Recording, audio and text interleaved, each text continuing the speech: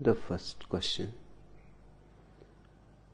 meditativeness and science are difficult to reconcile, yet painting a picture, writing a poem, and solving a scientific problem all bring the same joy, the same joy. Why is it so difficult to be meditative and a scientist? Why has there never been a society in which the inner and the outer science, the science of gentleness and love, and the science of aggression and death live in harmony? Ananda Prabhu,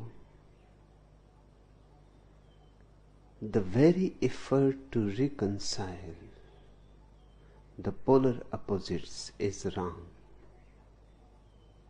You will never succeed in it.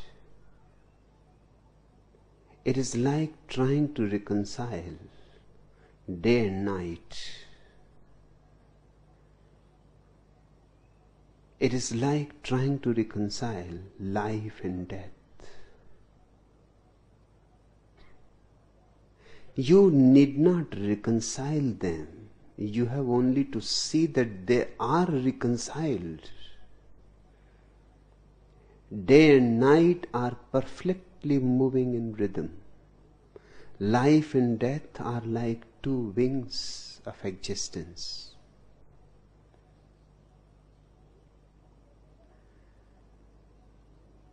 Once you see that the polar opposites can't exist separately, once you have seen that the reconciliation is not needed at all, they are already reconciled, that awareness will help you to move from one pole to another without any problem. They are totally different phenomena, polar opposites, but all polar opposites are also complementaries. Science is concentration. It is mind. It is effort. Meditation or religion is a totally different world. It is relaxation. It is let go. It is not concentration at all. It is not one-pointedness. It is no-pointedness.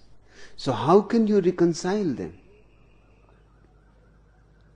How do you reconcile work and rest? But you work hard in the day, and in the night the rest comes on its own account. You have earned it.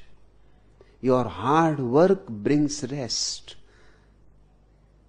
Philosophically, reconciliation is not possible. Work cannot be rest. Rest cannot be work. If you try to create a synthesis, you will destroy both, the beauty of both. Work is work, rest is rest. But work done well brings rest. And if you have rested well in the night, in the morning you will feel so vital, so alive, so full of energy that work is needed. Rest brings work, work brings rest. It is a circle. Reconciliation is already there. Day brings night, night brings day. Life brings death, death brings life. They are half circles. Both together, the circle is perfect and complete. But please don't try to reconcile them in theory, in philosophy. In existence, watch and see how polar opposites are functioning together, hand in hand, as complementaries. That has not been done yet. In fact, humanity was not mature enough to do it up to now. Everything needs a particular time, a particular maturity to do. The East has lived religiously. That was one pole. And because it lived religiously, it has not been able to produce science. The West has lived scientifically. And because of its science, it has lost track of religion. Now, for the first time, the East is no more East and the West is no more West. The earth is becoming one. The earth is becoming one global village.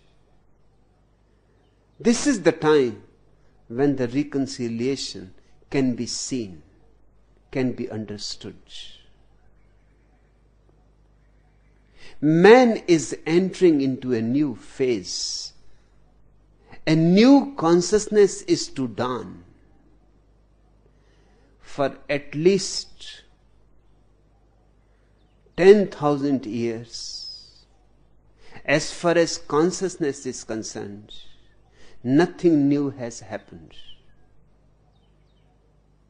There have been Buddhas and there have been Albert Einsteins, but yet we are waiting for a Buddha who is also an Albert Einstein, or an Albert Einstein who is also a Buddha. The day is coming closer and closer. Albert Einstein in his last days were very much interested in meditation, in religion. His last days were full of wonders. He said in his old age that I used to think when I was young that sooner or later all the mysteries of existence will be solved. And I worked hard. But now I can say the more we know, the more existence turns to be mysterious. The more we know, the less we know. The more we become aware of the vastness. Science has not been able to demystify existence. Now this is recognized not by ordinary technicians, but by geniuses, because they are the pioneers. They can see the dawn very close by. They are the prophets. When Albert Einstein says that science has failed in demystifying existence, on the contrary, it has mystified things even more. For example, it was so easy in the old days, just 100 years before, for the scientists to say that all is matter. Now matter has disappeared. In neophysics, there is no entity called matter. The deeper the physicist went into the world of matter, the matter was not found at all. It is pure energy. How to define energy now? Is it material? Energy cannot be material. Energy is something totally different from matter. Matter is static. Energy is dynamic. Matter is a noun, energy is a verb.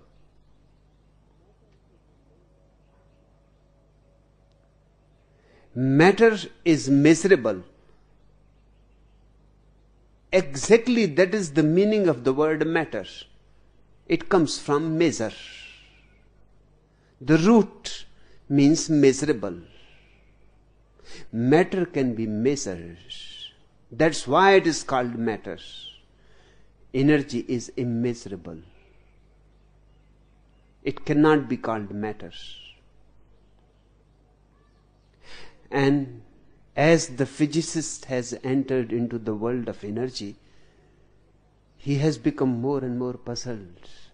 Never before he has been so puzzled.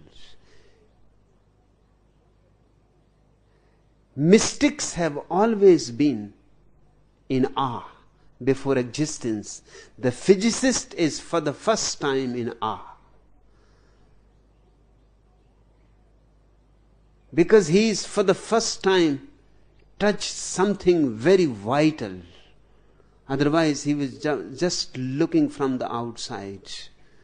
A stone is just a stone from the outside.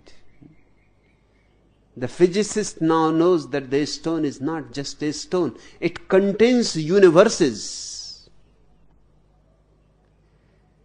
A single small pebble that you can hold in your hand contains so much atomic energy that the whole universe can grow out of it. Contains so much atomic energy that the whole universe can be destroyed by it. It is not just a pebble anymore. And it is not solid anymore. Although you are holding in your hand and you know it is solid, but your knowing is no more scientific. It only appears solid. It is liquid. And it looks so available, manipulatable. You can do things with it, but you don't know its mysteries, which are not manipulatable. And the mysteries are really immense, almost as immense as the mystery of God itself. The modern physicist is using the language of the mystics for the first time. Eddington said, "The universe no more looks like a thing, but like a thought." This, from the mouth of a scientist, a Nobel Prize winner. The universe looks like a thought and not like a thing. That means the universe is more consciousness than matter. And the matter has been analyzed. Our penetration has become deeper. We have come across atoms, electrons, neutrons. And we are utterly mystified, at a loss even to express what we have come across. We don't have language, right language for it, because we had never known it. Now the right language has to be found in the words of the mystics. A Buddha will be helpful. A Lao Tzu will be helpful. And scientists are looking into the words of the Buddhas to find right language, because these are the people who have been talking about paradox, mystery. And now science is coming across paradoxes. The greatest paradox is that the electron behaves in such a mysterious way that the scientist has no language to express it.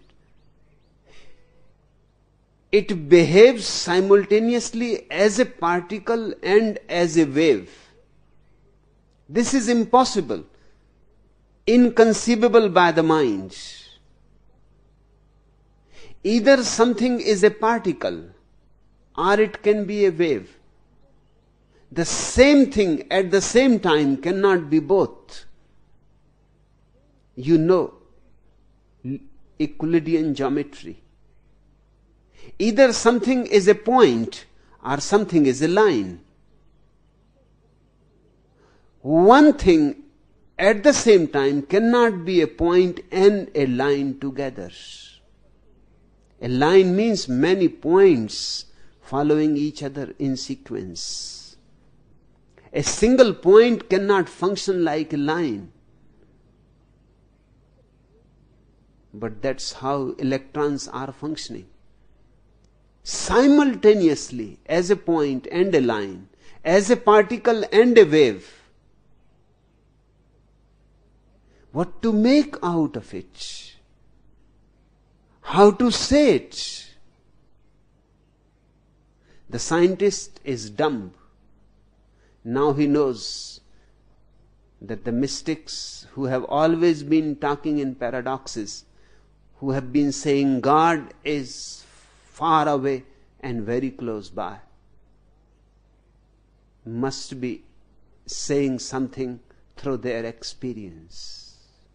The mystics who used to say that life and death are one, not two, for the first time are becoming relevant to the scientists' minds.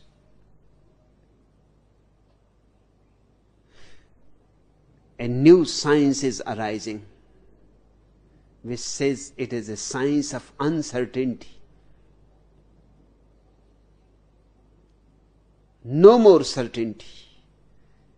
Certainty seems to be too gross.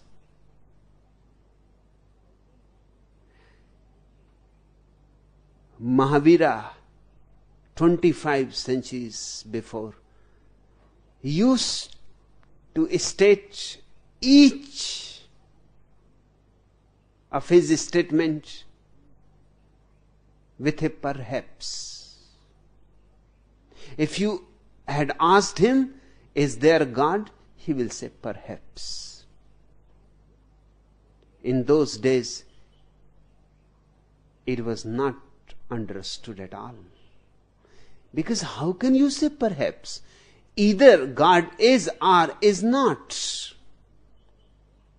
It seems so simple and so logical. If God is, God is. If He is not, He is not. What do you mean by perhaps? Now it can be understood.